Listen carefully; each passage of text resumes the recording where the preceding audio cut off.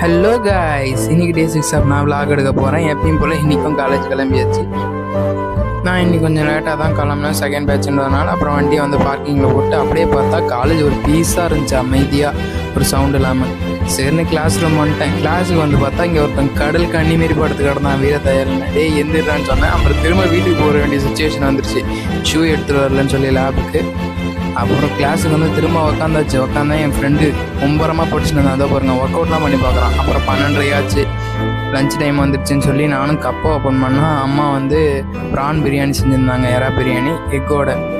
அப்புறம் சாப்பிட்டு முடிச்சுட்டு வந்து கையை கழுவிட்டு தண்ணி குடிச்சிட்டு லேபுக்கு கிளம்பிட்டேன். லேப் முடிச்சுட்டு வெளியே வந்தா அப்படியே நம்ம பையன் நபில் நிற்கிறான். வாடா விளாகலான்னா வேணாம், அடே நேற்றே என்ன அரிய வகை ஓனான்ட்டு நல்லா கிண்டல் பண்ணுறானுங்க சொன்னால். அப்புறம் சஞ்சய் இருந்தால் ஹாய் சொன்னான்.